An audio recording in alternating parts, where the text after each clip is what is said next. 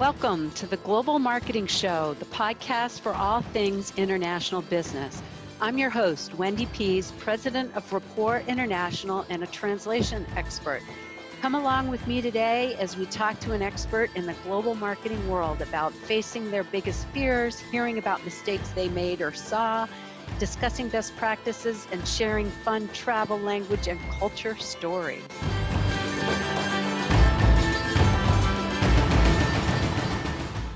Hello, listeners to the Global Marketing Show podcast. I'm so excited that you're here with us today.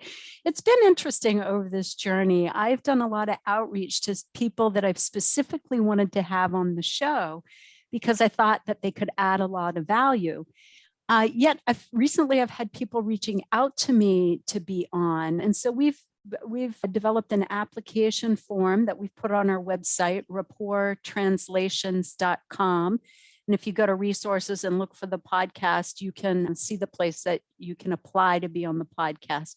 So if you have global marketing experience or international business and you can cover a topic that we haven't covered in an earlier episode, or you'd want to talk about some of your fun business experiences, certainly go to the website and apply. It'll also be in the show notes down below. But enough about that. We're going to get to our guest today.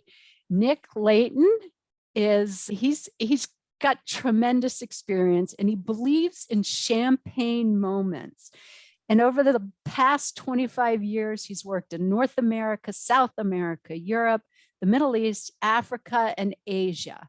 And as a seasoned entrepreneur, he's founded and sold multiple multi-million-dollar agencies and advised countless others, including Fortune 500 companies and nonprofits, small business, entrepreneurs, political parties, and even members of royalty. So this guy has been around. We'll even talk about where he met his wife, and that is really interesting. So now he owns and operates a coaching and peer advisory agency, an international marketing agency, and a project management company. So Nick, welcome. Hey, Wendy. Thanks very much for having me today. Oh, I'm so excited. Yeah, I'm excited for this conversation. So I led off in that you believe in champagne moments. Can you tell us what that is? I like it. That's a great question. Absolutely. Well, obviously we all love drinking champagne, but what is the champagne moment? So we're in business, and I think a lot of people who listen to your podcast probably own businesses or agencies or are working within agencies. It doesn't matter if you own an agency or if you work in an agency. There's always the question of why. Why are we doing this? Why are we doing our agency? Business? Particularly, I think a lot of people who are in manufacturing and consumer products, and they're thinking about it. But if you are an agency owner, think about which clients of yours could do global marketing. So sorry, right. I had to jump in. No, totally. Go ahead. So let's say you fall into a manufacturing company. I don't know, maybe your parents owned it or whatever. Now you own this manufacturing, and that's what you do. It doesn't matter what the business is, though. The question is, as the owner, why are you doing it? So the champagne moment is the first reason. It's your why, and it's the celebration of your why. So people talk about your why quite a lot. I think that's a common conversation we have. But if you could do one thing on a personal level in the next year to 2 years, what would that be? So let me give you some examples and see if that kind of clarifies things. So I'm working with people right now who have all kinds of champagne moments. Maybe you want to buy your first home. If you're new in the business, maybe you want to build a second home in the country you were born in. Maybe you want to never have to work Fridays. Maybe you want enough time, money, and freedom so you can backpack around Asia for a month without anyone contacting you. Maybe you want to set up your business and have the money and the freedom so you can work for 3 months during the summer from a little chateau in France. Whatever your champagne moment could be, it's going to be personal and meaningful to you. And then that gives you the reason, your why of how to run the business or how to work. Does that make a little bit more sense? Yes. And that is, it runs parallel to the why, the Simon Sinek why that I usually hear about is to what's your motivation for doing it? I like connecting people across languages and cultures. I mean, that is my whole life. I've been doing that. So to land in a business for that why is really good. But you're right. I always have like a personal goal. Like when you said that at first, let me see how this one fits in is Mhm, I just feel like I should be doing so much more for the refugees in this world because we have a mhm. lot of refugees that work for us and we provide interpreters for a lot of refugees that come to the United States that need interpreters for medical care or they need information from the government. And so I feel like I should be doing so much more. So that fits into the why of the company. Maybe that's Absolutely. a more Simon Sinek why. Mhm, But my why is I want to retire in 10 to 15 years. And so mhm. that's my goal to push the company to grow. Right. And you're absolutely right. This is the celebration of the Simon Sinek way. I think that's the best definition of it. So maybe if all those things are important, your personal champagne moment could be the setting up of a nonprofit that allows support around that. But for you to do that, you need time, you need money from your business. And you'd have all the connections from your business that would allow this to happen. But maybe that point is the launch of the charity organization that gave in the humanitarian aid. I mean, I'm not suggesting you do that, but I mean, that's how people come to their champagne moment. So it could be And it's writing a so book, it great could be anything. because you really take my blinders off because I was just thinking like, oh, personally adopting for lack of a better word, a refugee Mhm. family and contributing that way. But if you think about starting a nonprofit to help, you've just enlarged my Yeah. vision. Well, just taking the Yeah. steps. I mean, and it doesn't have to be giving back necessarily. I mean, it's totally fine for it to be personal about you. So I work with someone who their most recent champagne moment was to get their son into college. That's totally legitimate as well. Absolutely. I need time Yeah. and resources to be able to support that because that's the best thing for our family at this point. So it can be anything, and that's the beauty of it. And then every year you achieve it, or every 2 years you achieve something, and then you move to the next one. So it almost is like an annual personal. So it's like losing weight. You can't just say, I want to lose 10 pounds. You've got to have, so I feel healthier. So my pictures look better. So I can hike with my children. There's more to just the number on the scale. It's that And the internal champagne motivation. moment is that time where you can say, I did it. It's the celebration, which is really important. So it could be launching the charity organization, or it could be the photo shoot with whoever who is well known because I've hit the weight and I feel amazing. And then I want to show it off. So there has to be a moment to it. Oh, a moment to it. Okay. Mm. So you've done a lot of international business. Does the champagne moment convert over to thinking about global business, Oh, global marketing? absolutely. Absolutely. Yeah. So, and in so many different ways. But, yes, we've done all kinds of work, and we've done work with refugees and with aid organizations. And that's how I came across the champagne moment in the first place. So I owned a marketing agency or media for specific around PR in the Middle East. And all our clients were technology clients. That's where we specialized, and that's where we had a lot of expertise and results. But we needed something extra in that agency to spark enthusiasm, to help us with recruiting, just to get us out of the day-to-day tech stuff. So we took on the United Nations World Food Program. The World Food Program is owned by the United Nations, one of the largest charities in the world. And we did pro bono work for them. And this was great because everyone loved this difference. You could get all techie with our clients and know stuff, but then also you could do something that made a difference. And everyone wants that, especially in the marketing world. We all want to do things that make a difference. So this allowed us to do it more than just push a company's profit. We were raising money that gave children food. This was fantastic. So we were running an exercise, running a campaign with media from around the world. And what we would do is we would bring international media to the Middle East, and then we would fly them to an area which needed aid. In this case, it was in Pakistan that we went. So we would show them opulence. We'd meet the prime minister or the president of whichever country we were in, and we would feed them well on day one. And then day two, we'd show them where the aid work was needed. And the juxtaposition for these journalists, international journalists from well-renowned publications, it would really hit home. And then hopefully they would report on that, and that would drive donations. That was our strategy. And we were doing that, and we were in a United Nations helicopter flying over the Kashmir region of Pakistan, and we were hijacked. The helicopter we were on was hijacked. Two F-16s were controlling where our helicopter went, And at that moment, bear in mind, I'm in charge of these international journalists. We were told where to land and to put on the back of a truck and sent up to a refugee camp, which actually was run by the military police. So they didn't want to cause us harm, but they just wanted to control the media voice. I didn't tell the media during this time they were being hijacked. They had no idea. They just thought we were just going, this is an unplanned stop. And once we'd done that part, we were allowed to go off and do our own thing. But it was at that moment, as I was being hijacked, I'm like, you know what? This is my champagne moment for me right now. Even though, yes, we were in danger and we weren't 100% in control of what was going on, I was providing aid in an environment with the people I wanted for a greater good. I'm like, this is a champagne moment for me right now. Wow. Wow. They didn't know, and you're celebrating a champagne moment. Right. Did you ever tell them? I did afterwards. I didn't feel like they needed to know during the time because, Right. I mean, the pilots were with us. We had a United Nations person with us.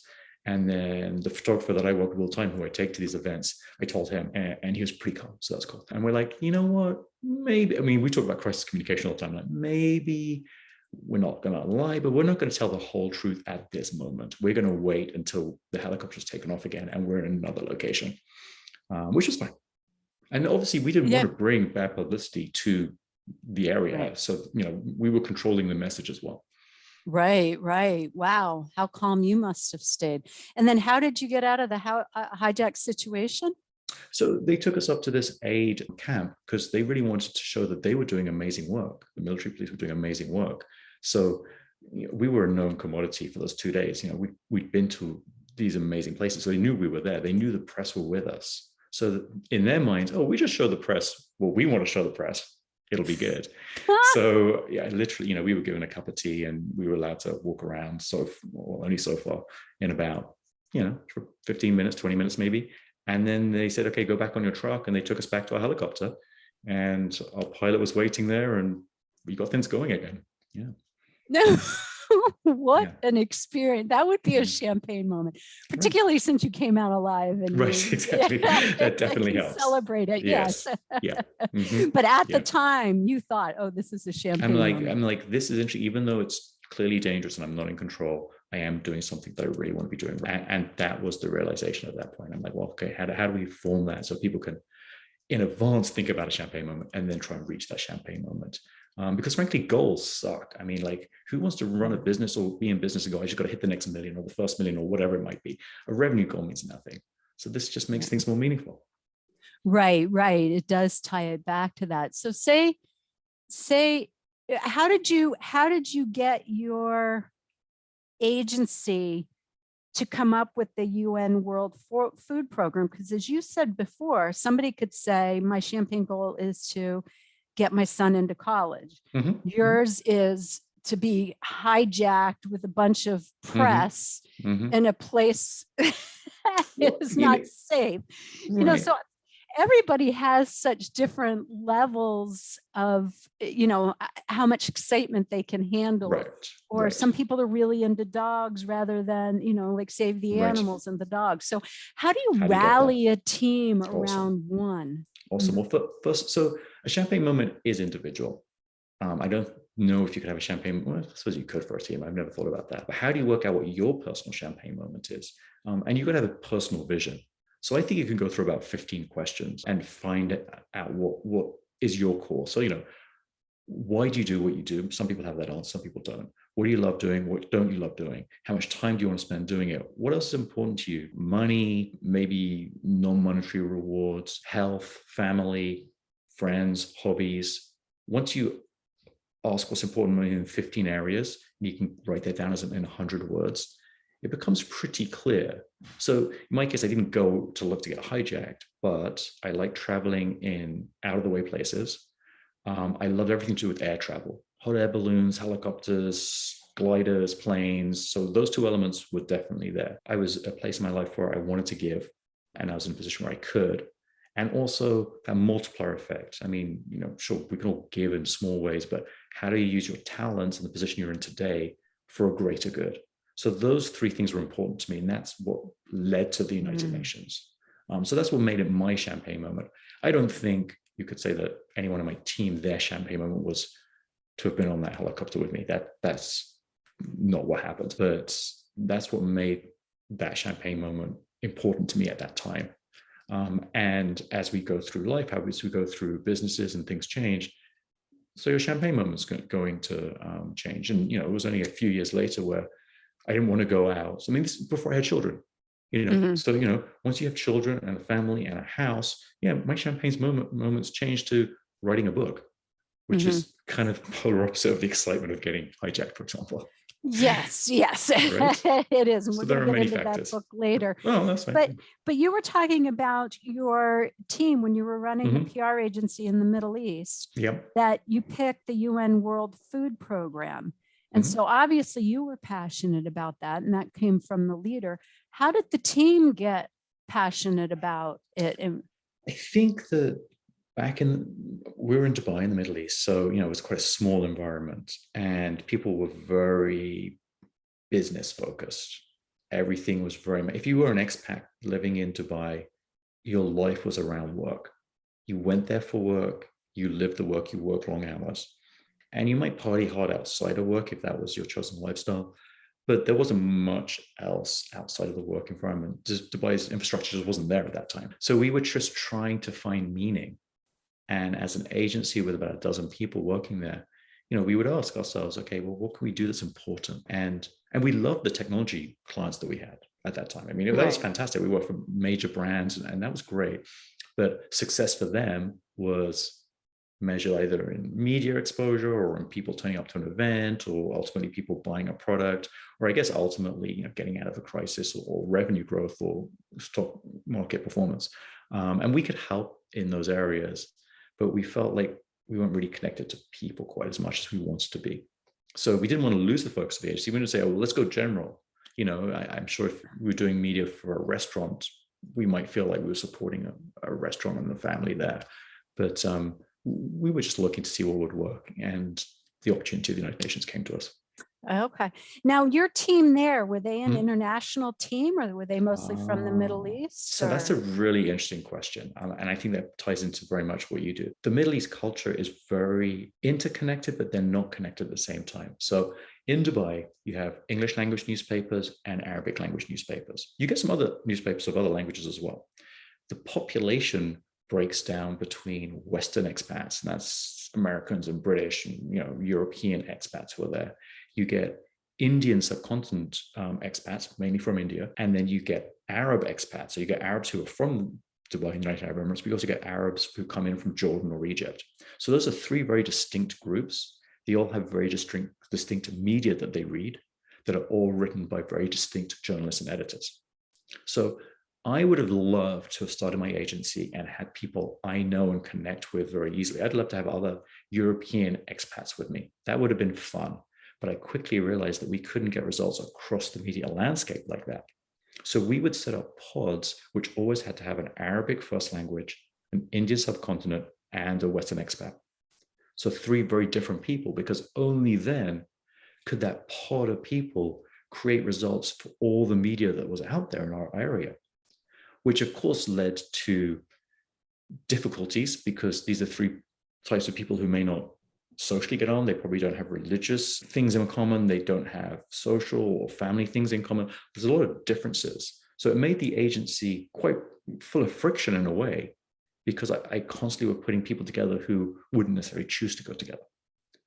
But it gave the best results. And that was a very interesting culture to create in an agency or in any business, because most people want to create an environment which is highly productive, but where people really enjoy it.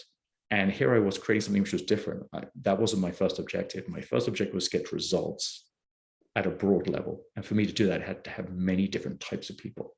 So it was a challenge, but it worked out, and we certainly got great results from it. And I think I'd like to say that I created intercultural friendship that maybe wasn't there, because Dubai really is a culture where you stay within your own group, where it was back then anyway.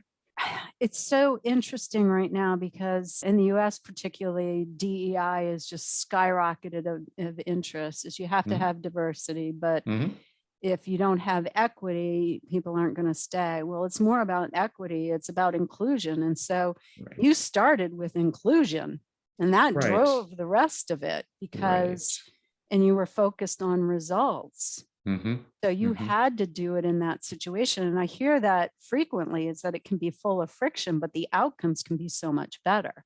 Right. Exactly. Yeah. Yeah. And I What think, year were you doing this? so we started the agency in 1999. So, for a good 7 or 8 years, that's how we were running things. Yeah. 1989. 1999 is when we started. 99. Okay. Yeah. Yeah. So diversity was around, but it wasn't as talked about or front and center as it is today. What Right. fantastic experience. What advice would you give to people that are trying to build inclusion? What, and I speak at all kinds of places, and often we have to talk about diversity. I don't think that's something that can or should be forced. I think people who talk about it a lot now, we've got to have diversity. Well, why do you have to have diversity? For what reason do you? I mean, are we just proving it for numbers? Is it? And then why would one diversity over another make more sense? I heard an organization saying that they must get more female members into it recently, and I'm like, okay, but I understand what your organization is about. And first of all, the question is, are female members representative to your area? And then why are you saying female members over a religious group, a background, a color, anything else? Why choose one diversity? You can't. I mean, that's just like, just tell us what's the reason. So is it to hit numbers? To me, it's fascinating. Different people have different strengths. So find the right people with the right strengths. That's where we came from. It resulted Right. in diversity. But I don't know. Should every company have equitable diversity? Because it's fair, yes. But is that going to give the best business results? I don't know. If you ask me to rank every country I've ever been to in hospitality, and if I could choose a country that I think has the best hospitality, let's say it's Thailand. And if I then had a company that had customer service, I'd want lots of people from Thailand to work there. It's not necessarily positive diversity. I'm just trying to find the people with the best strengths. Right. So diversity is a big topic right now. I don't know if I agree with everyone on diversity is great.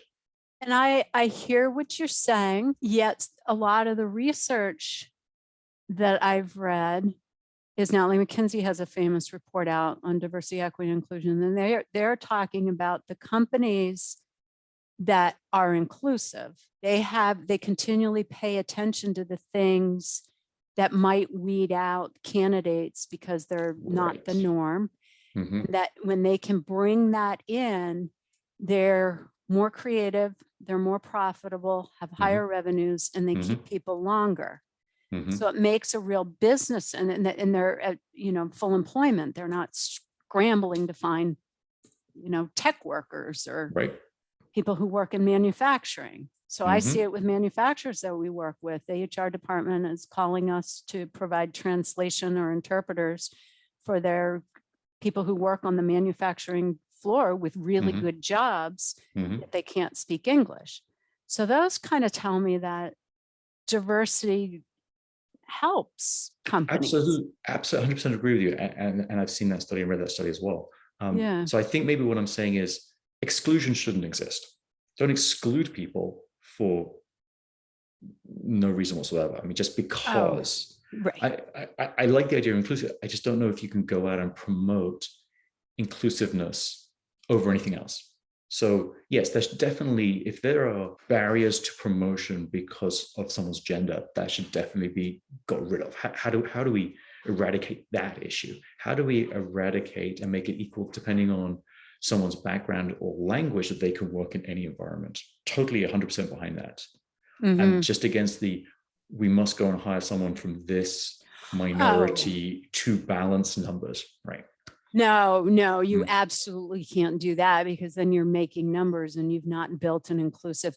I mean, you were very good, when you were talking about it, our objective was to get results. And so if you pull people in to get results, but then you're making your hiring practices fair, like there's all sorts of studies on little micro things you can do that are eliminating a bunch of candidates before you even get in there. Now, isn't that fascinating? Because in the US, obviously, there's a lot of tight controls over recruiting. When I had that team in Dubai, there was zero controls around how to find and recruit people. So, I mean, I could have asked any question anytime. I could literally post an ad back then in a newspaper, and I could say, I'm looking for a female worker between the ages of 22 and 25 that has blonde hair.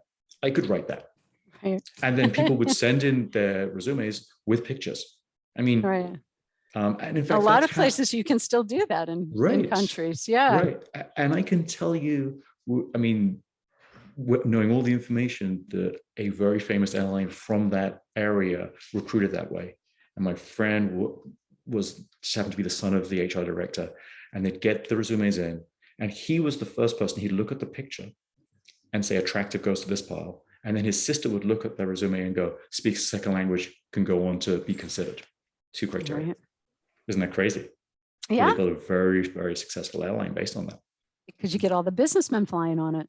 the straight businessmen, excuse me. maybe. Right. Yeah. I mean, there is that, but how many of those pretty women were actually promoted up into senior leadership, or were they held in the roles because they, Good question. Yeah. Mm-hmm. Yeah. That I don't know. Yeah. I don't know. Okay. So you ended up in Dubai, but we can obviously tell you're not from there. Right. So tell us a little bit about your background. Where did you start? Yes. So I grew up mostly in the UK and worked for companies in the UK, and that was super fun. And then I got headhunted in a very roundabout way to work for an American technology company. And I went for the interview. I wasn't actually looking for a job. I just went for the interview for fun to help out a friend who needed to put so many candidates in front of his client. And the job that he wanted me to go and interview for was a marketing manager based in the UK, for the UK and South Africa. But it was based in a city called Slough. And Slough is known as the armpit of England. It is where, if you ever saw the program The Office, which is based on the English one, The Office, that's where that office is. It's there, right? Which is not the most desirable place to go to work. So I went for the interview and they said, well, what job have you come for? And I said, well, what jobs have you got? Because I didn't really care. I had a job. And they go, well, they've got the marketing manager based in England, or we've got this other position, which is a marketing manager for Eastern Europe and the Middle East. I'm like, yeah, that's the one. And because I didn't really care, and I'm like, well, I had never been to Eastern Europe or the Middle East, but why would that stop me? And I still wasn't interested. So I got interviewed. And then they called me the next week and they said, hey, Nick, can you come to Munich to meet some of our team in Munich for the day? I'm like, sure. So they flew me to Munich for the day from London, and I met people in the team, and then I went back. I'm like, interesting, still don't want the job. Then they phoned me up again and they said, hey, Nick, can you come to Paris next week for the day? I'm like, okay. So I went to Paris for the day. And as I was flying back, obviously, they were courting me. So I was flying back business class with a glass of champagne and flying into England, which was cold and rainy. And there was gridlock around me as I was flying in. I'm like, you know what? This job doesn't seem so bad. They're going to fly me around in business class. Little did I know that wasn't the case. So I took that job, and they located me in Paris, which was fun, a lot of fun.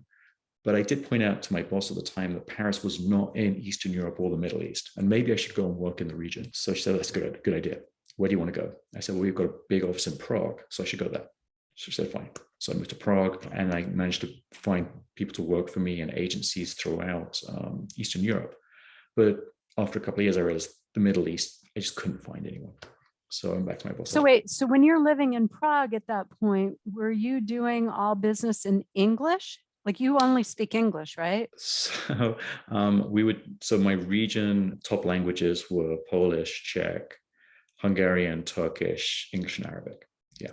So we were doing marketing in all those languages, occasionally a little bit of Romanian, but we wouldn't go into like the Latvian, Lithuanian kind of languages. So those are our main languages we did everything in. So I had a lot of translators, and advertising campaigns were produced in every language and all that kind of thing.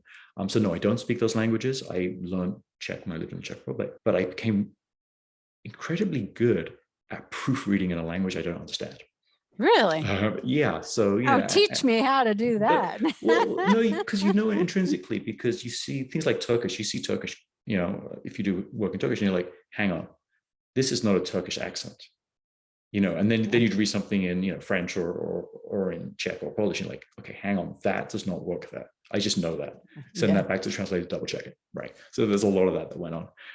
Yeah, In and fact, I understand what you're saying, because mhm, you get to know that German capitalizes their nouns, not the first letter of the right. sentence, and It's, which languages need the upside down question mark at the front of yes. the, yeah. So there's a Right. lot you can pick up without Yeah. reading the Hmm. text to Yeah. signal there might be an issue with this. That's a, yeah, Right. it's a Yeah. good point to bring Yeah. up. We'd use internal teams as well, and then for translators across that region. So yeah, it was a lot of fun working in multiple languages. Yeah.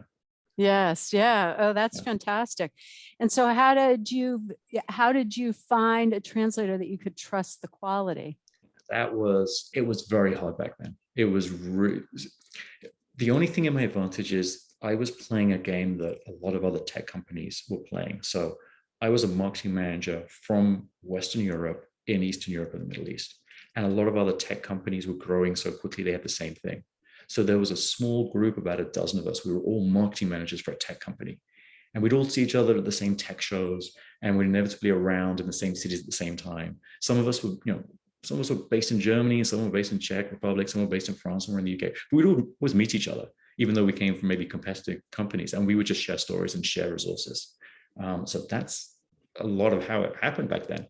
We're talking about times where, I think we might have had a Lotus Notes database of what hotel to go to. I think we could even look that up online, right? I mean, it's like, yeah, this is a trusted hotel. I mean, yeah, we had no idea.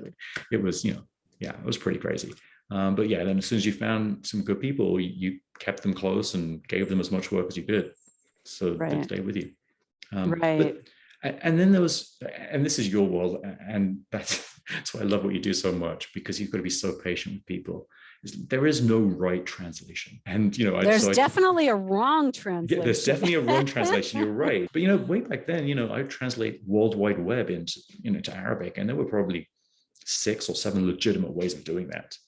And so, yeah, it was very much a system, and I'm sure you have these kind of systems in place yourself for your clients, where we had brands and storybooks for each products and each country. So even if we had changed translations, we could tell, well, this is the way we do it here about this. And, it was a lot about processes. Right. And a lot about keeping glossaries too, or translation Hmm. memory. So if you've Yeah. done World Wide Web one way, it's Hmm. best to stay consistent, as in any Yeah. marketing communications. Right. Exactly. Yeah. Right. So when you were young, did you have a lot of exposure to other cultures or languages? Yeah, I was actually born in Greece. My parents happened, so I kind of spent the first couple of years in Greece, and then grew up most of my childhood in the UK. But I went to a boarding school in England. In fact, at an early age, about 7 or 8, people diagnosed that I had dyslexia. So kind of the joke's on everyone else that I now proofread in English when I'm dyslexic, but whatever. So I went to dyslexic school, which is kind of like going to Hogwarts, if you've ever seen any of the Harry Potter movies. Similar to that. We didn't have Really? moving How fun. staircases, but yeah, but it was pretty spooky and old Were school. you Slytherin or? Yeah. I'm not sure, whether Sorting Hat would put me, but yeah, it was very much schools like that, and competing internally against the other, houses, and yeah, it was just like that. So that gave me a lot of exposure to other people in England. Going to boarding school is desirable. It isn't in some cultures, but there were a lot of people who were sent to boarding school from outside of the UK. A lot of Mm, Commonwealth countries for sure, but I certainly met people who've been sent there from the US or from Africa or from Asia, that Middle East. That was not uncommon. So and I don't know, maybe boarding school promotes this, or maybe they were ignorant to it. They put someone from Israel and someone from Pakistan in the same room together, and they're like, oh, get on with it, you'll figure it out. It's like so yeah, it was a lot of understanding of different cultures in a very small, close community.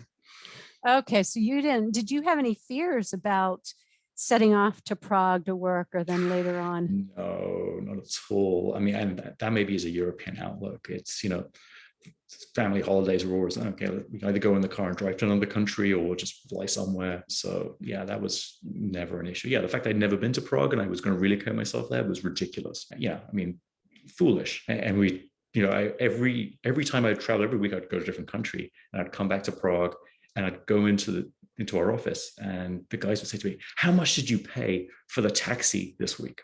because this was always the running joke. How much Czech and how much you sound like Czech was how much you'd get charged for the taxi from the airport into town. And like through the 2 years, gradually it went down and down and down and down, and probably to a third of the price from, someone who was just visiting. But yeah, oh yeah, it was, and we would get in cars and go to crazy countries and then cities and walk around at night. And yeah, it was probably shouldn't have done all those things. That'd be my guess. Yeah, it's so interesting because I've had other people on the show that grew up in the United States with no exposure to other languages and cultures, and the fears that can bring up, and realizing people are people. And so just being Right. open to that, they've been able to Right. work through their fears and have good stories. But you got an Right. early exposure to that with people Right. are people. And even Eastern Europe, I mean, I got into car chases in Moscow and craziness. I met someone recently, and there was a time where I was in Wait. You can't just slide that in and go on to the we next could. door. A car chase I did in get Russia. Okay, so everyone's different. Everyone has different cultures. So this is obviously before Uber existed and Lyft and things like that. And I came out of a club at 1 o'clock in the morning or something, and I had 3 friends with me who were Arabic, and we had someone else who's from Moscow, and he said, "Look, I'm going to get you back to your hotel, but we don't have regular cabs here. We just stop the first car that's going past. We ask them which direction they're going. If they're going the right direction, they're just going to take you." And we're like, "Really?" And I'm like, "Yeah, just give them $2 at the end of the ride. It'll be fine." So the guy stopped 2 cars, and he goes, "Look, this car's going in my direction. I'm going to take this car. This car's going in your direction. So you guys get in this one." So now we're in this old clapped out Lada or whatever Russian car it was, and there's a driver who we have no way of communicating with. Me and 3 friends, one guy's in the front, I'm stuck in the middle in the back in his old car, and we're going really pretty fast down these cobblestone large lanes where you see like the old pictures of Russian soldiers marching. And then from nowhere, this other car comes in and pushes us onto the wrong side of the road. This black Audi. And it's playing with us, not allowing us to get onto the right side of the road. It's just like playing with us. So now we have oncoming traffic passing us on both sides. And it's 1 o'clock in the morning. So I'm sobering up very quickly. And then suddenly I hear sirens, and I can see blue flashing lights kind of reflecting off the windows as we're driving along. And the Audi then disappears. And I'm thinking, well, this is good, because 1, I'm not going to die tonight. And 2, if there's a police car and it stops our car, we probably are in the right. I'm just thinking, there's only so much trouble I can get into here, right? And I look around, try and find where this police car is, and there's no police car. We're in the police car. We're in an unmarked police car. And the driver had just turned on the sirens and the blue lights to get rid of the other car. Not a word is said in this whole car. I'm looking at my friends, they're looking at me. And about 2 minutes later, we pull up at the hotel we're staying in, and we give the guy $2, the undercover police guy. And he goes, "Thank you, see you." That was it. Wait, thank you. See you in English? Yeah. Yeah, totally in English. Yeah. That was it. Yeah. English. Yeah. It was a police car. None of you knew that. And No idea. You have no idea what the black car was trying to do to you. Nope. Don't know if they knew each other, didn't know each other, if they realized an undercover cop. I have no idea. But I just love that an undercover policeman would just stop and make $2 on the side as well. I mean, that just seems great. Yeah. Okay. So if you're a listener out there and you're thinking about doing global marketing, Right. mixed experiences are not the norm. Of course they are. No, aren't they? Isn't that what everyone goes through? No. They talk about trying different foods or you having bad manners, but right.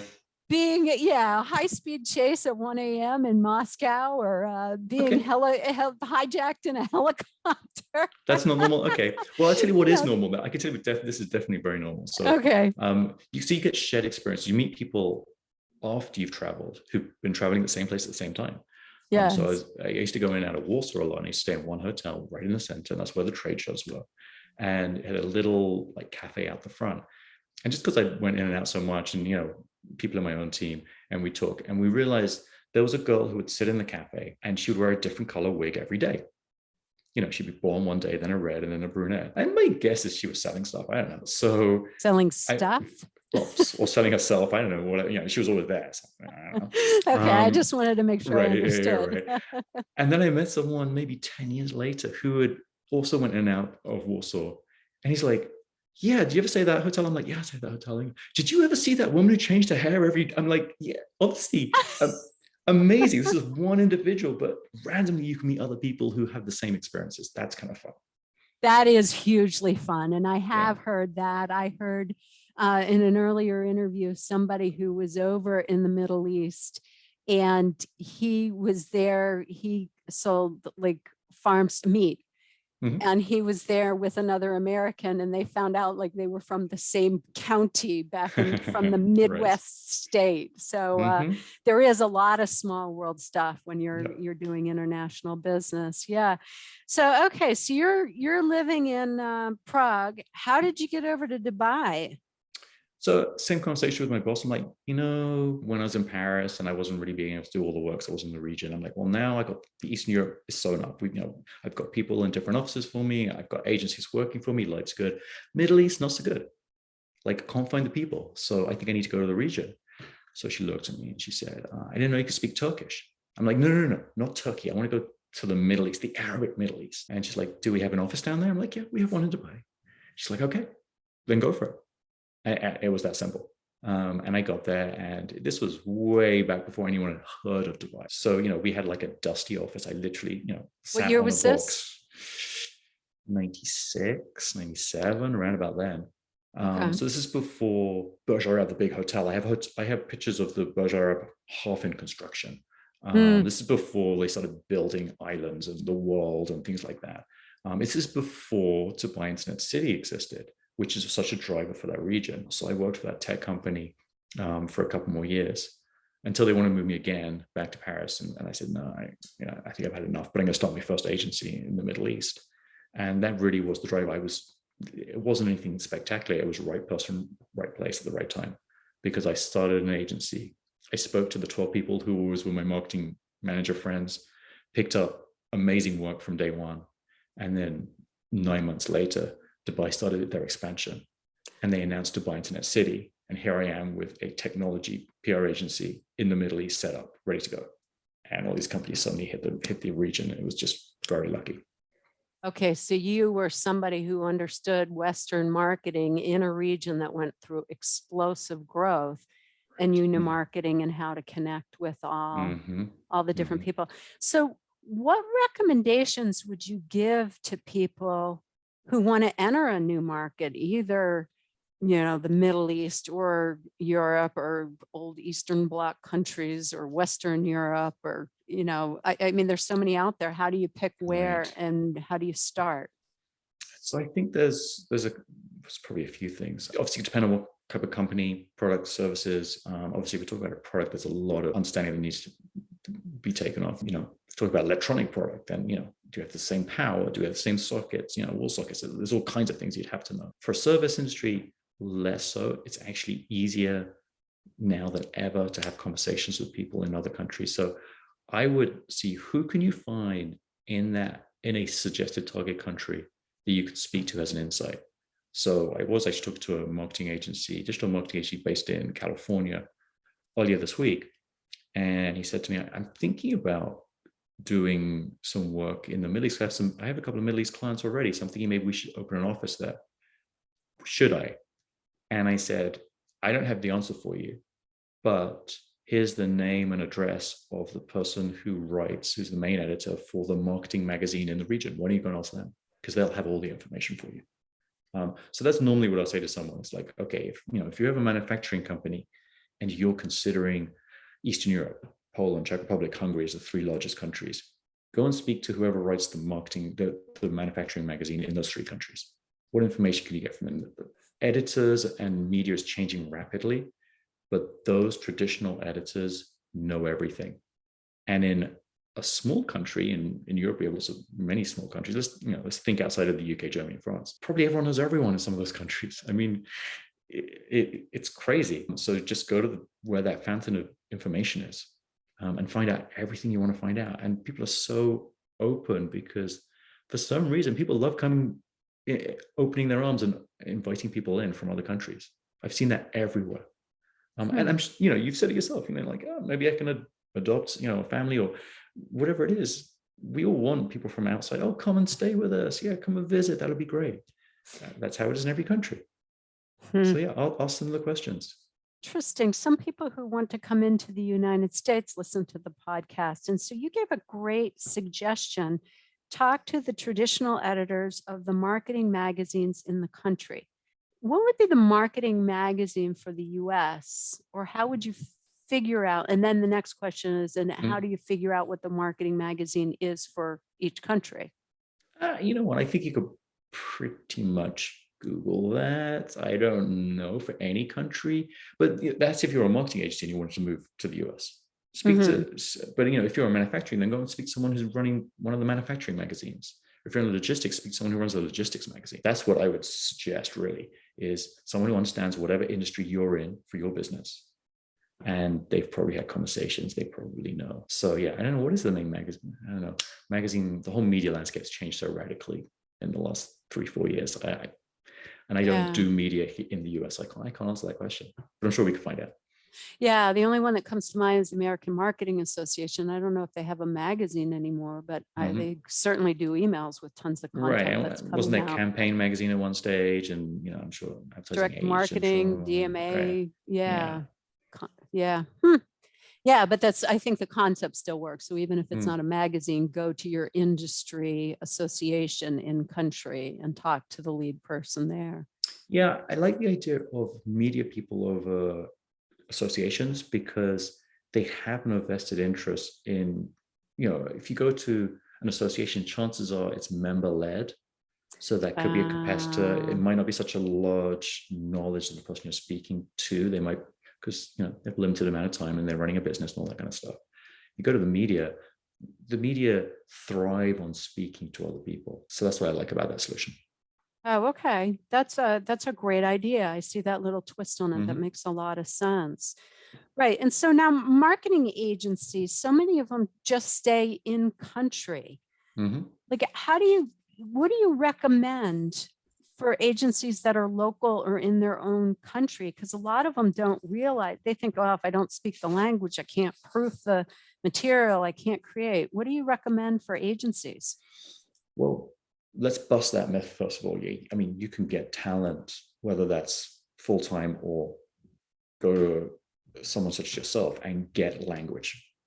So, I mean, at any given time, the agency that I run is working in French and Spanish and Portuguese and German at any given time. We have translations in those areas going on. It's like, that's just normal. So that's fine. English as a first language is used in a lot of countries, particularly in the business environment. So you can if you speak English, you can get away with a lot. And then it only takes a few words of another language for the socialization and the whatever. So while I was going through Eastern Europe, I didn't know any one language very well, but I could speak, critical 15 words and everything with the right accent. Go ahead. And give make me it sound like, can I give me the words? Give me left and right. So if you're in a taxi, you can give them directions and it doesn't sound like you're a tourist. Okay. 2 beers, please, because you need to know that word. And I was traveling, I was very young and single. So are you over 18 was a very good sentence to know as well. Apart from that, you could pretty much get away with anything. So thank you and excuse me. Yeah. No, that's all good. That's good. But you could pretty much know that in French or Italian and use it in any place. Wouldn't matter. Oh, that's true. That's true. Yeah. Oh, ciao. Bathroom, okay. bathroom or toilet would be the other one. Yeah. I guess toilet goes across every place. Toilet, WC. How many different ways can we say it? That's always like the most confusing thing. It's like, what do we call it in this country? Let me get that right. Yeah. There was a funny story on one episode about the restroom. And they pointed to like a comfortable chair over in the auditorium. You can rest there. Yeah, exactly. Somewhere where I can just take it easy. Okay, good, got it. That's what the restroom is. That makes sense. Yeah. So anyway, going back to your question about how do you get into other countries? I'm a big believer in, and that's really one of the success stories of our Middle East agency was we would go up against global brand agencies all the time, and we weren't. We were a Middle East focused agency. And every time at the beginning of our life cycle, we would lose to big brand agencies because for some reason that was more trustworthy. But then after a year, they'd often come back to us and go, you know what, although there was that large brand, there was a lot of smoke and mirrors and really it wasn't an integrated team or big enough or in the region, understands the region. So we realized we had to overcome that.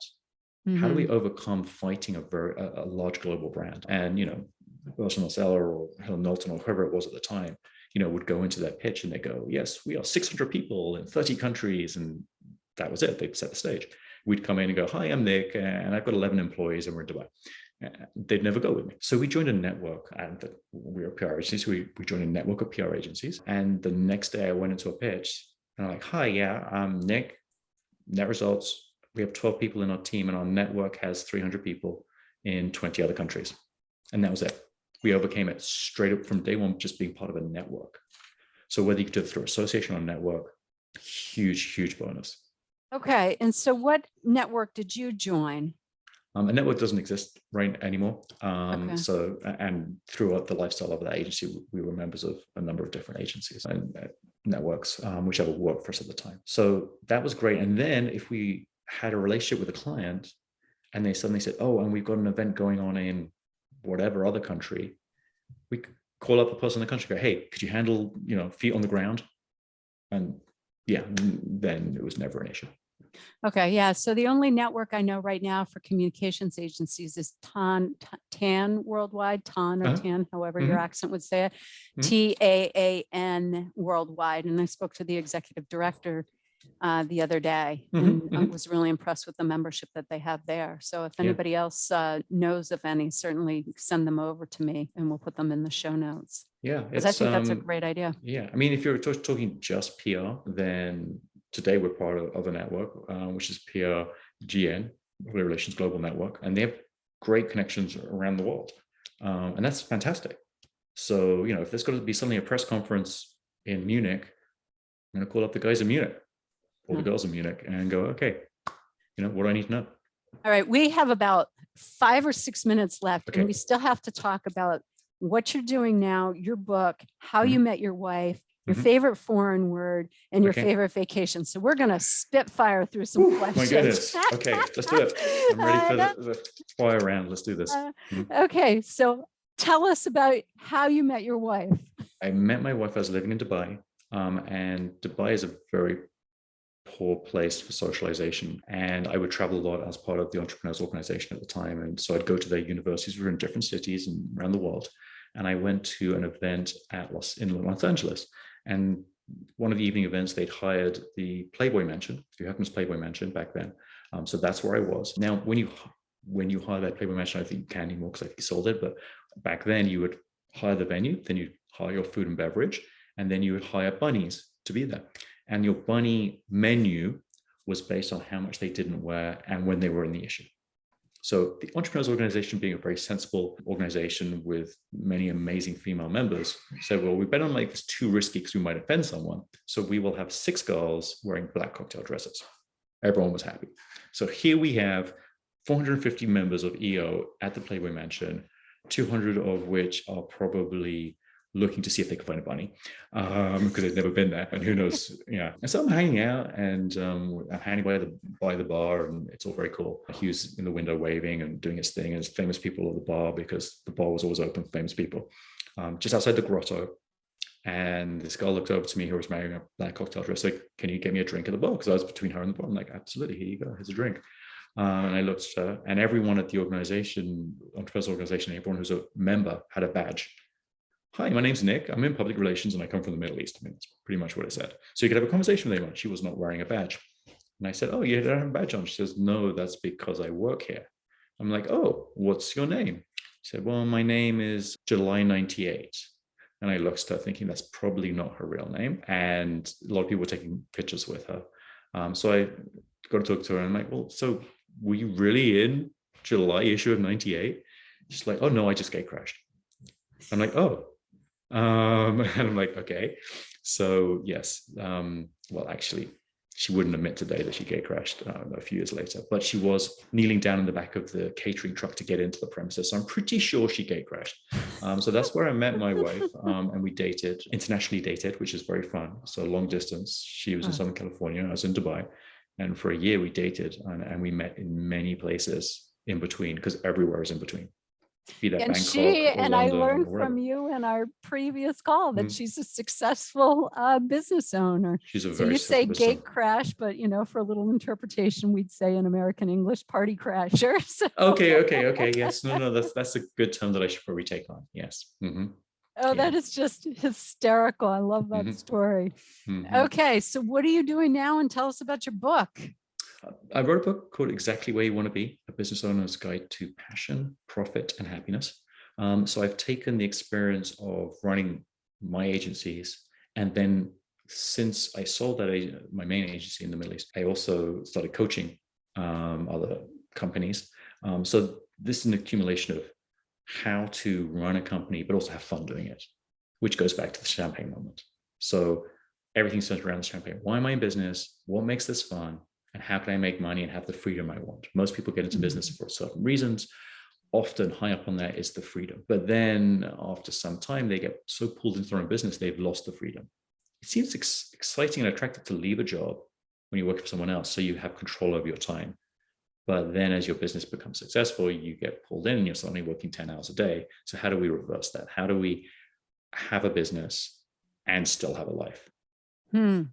So that's what the whole book is focused on, is bringing in processes, outsourcing, but having a structure, knowing how you're doing all that. So that's what the book looks at: how to make the most of marketing, how to make the best of sales, how to have the best people around you, how to manage those people, how to hire people, how to have freelancers. All those kind of things are covered in there. That's fantastic. I'm going to have to get that. And I know a number of business owners I can share that with. So Right. we'll And then pass that along and that's we'll exactly what I do in my share. coaching, right? It's so the coaching is, I work one-on-one with business owners. The majority of people I work with are in the agency space because that's my background. So that's not to say I don't work. I have home services and a lawyer and a couple of other places. But for agencies, it makes sense. We can talk the same language.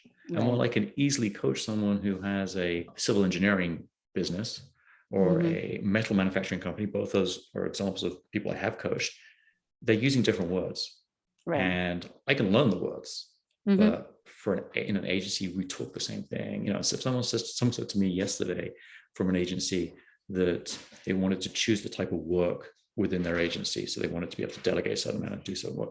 And I could just straightforwardly say to them, are you saying it really the type of work, or do you really mean the type of client?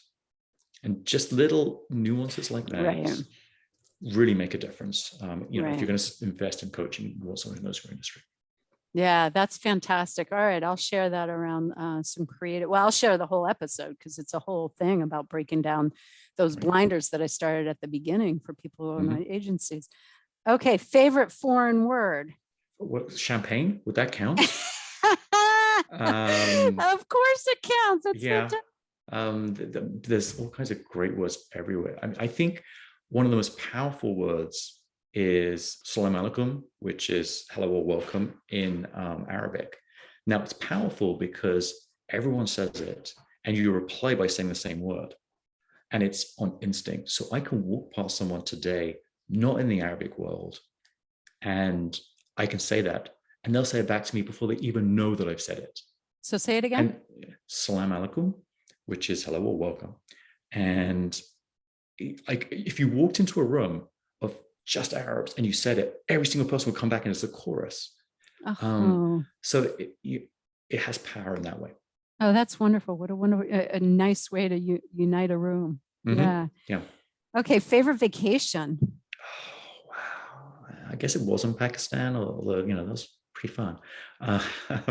Isn't it amazing how vacations change over time? I mean, right now, I'm just happy to get to Mexico because I can get to Mexico. But Jeez, and I can't wait. Right, exactly. I think I've spent a lot of fun times in Thailand, and it was very relaxing. I got to say that Bali is a beautiful place to visit as well, or it was when I was there. But I was born on a small Greek island, kind of like Mamma Mia, the movie. So I have a lot of happiness when I think of going back to various little islands in Greece. Oh, that wasn't one. Sorry, that was multiple. Sorry. That wasn't one, but boy, you've got us all dreaming about different places that we can go. Yeah. How can people reach you? People could reach me. Best way to connect with me is on LinkedIn. So I can give you that link, but I'll very happily set up a 15-minute conversation with people. Love meeting new people, seeing if I can connect them into my network. Okay, why don't you say your LinkedIn profile and spell out your name so Yes. people can find So you? it is Nick Layton, NickLeighton. So throw that on the end of linkedin.com. I think you're going to find me. Or just type it into LinkedIn. That's going to find me. There you go. There you go. Nick Yeah. Layton. Yeah. And Leighton. and the best website is exactlywhereyouwanttobe.com. Exactly where you want to be. Okay. And so you can get the book. We can get the book on Amazon then. Get them on Amazon or all good bookshops, as they say. Fantastic. Well, Nick, thank you so much for being here today. Wendy, this was so much fun. Thank you. I love the type of work you do and wish you much success as the world becomes a bigger and a smaller place. It sure does. It right? Sure does. Yeah. So thank you, everybody, for listening. You know, what really struck me in this episode was that everybody has a different tolerance for risk. And Nick is somebody who certainly can take a lot by being in a hijacked helicopter and a high-speed chase in Russia. But you don't have to have that kind of risk-taking ability to do global work. As he said, people are the same everywhere. So I hope you enjoyed it. If you know somebody who owns a creative agency, please share this episode with them because it might take some blinders off the way they think about marketing and give them a new resource when they've got questions about how to run their agency. Thanks for listening, and we'll talk to you next time. Thanks, Wendy. Take care. It's awesome. That's a wrap for this session. A big thanks to you for listening to the Global Marketing Show. Hope you had just as much fun as I did. New sessions launch weekly on all places you find podcasts, Apple, Spotify, Google Play, and of course on our website. If you know someone interested in this topic, please tell them about us. Au revoir for now.